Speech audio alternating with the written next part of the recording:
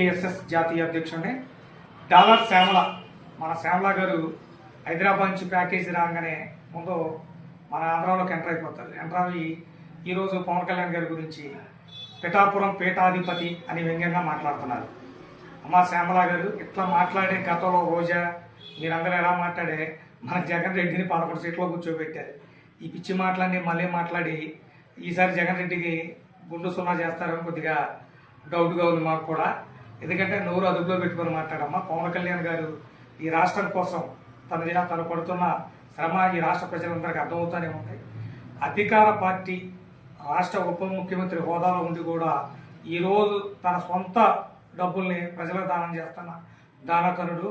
అట్లాగే భారతదేశంలోనే అత్యంత నిజాయితీ పరుల దాంట్లో మొట్టమొదటి స్థానం పవన్ కళ్యాణ్ గారికి వచ్చింది.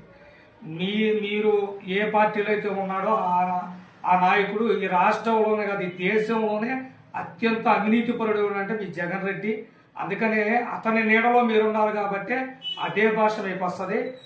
మీరు పవన్ కళ్యాణ్ గారి గురించి మాట్లాడేటప్పుడు నోరు దగ్గర పెట్టుకొని మాట్లాడమని భారతీయ కాపు సేవా సమితి మిమ్మల్ని హెచ్చరిస్తున్నామా.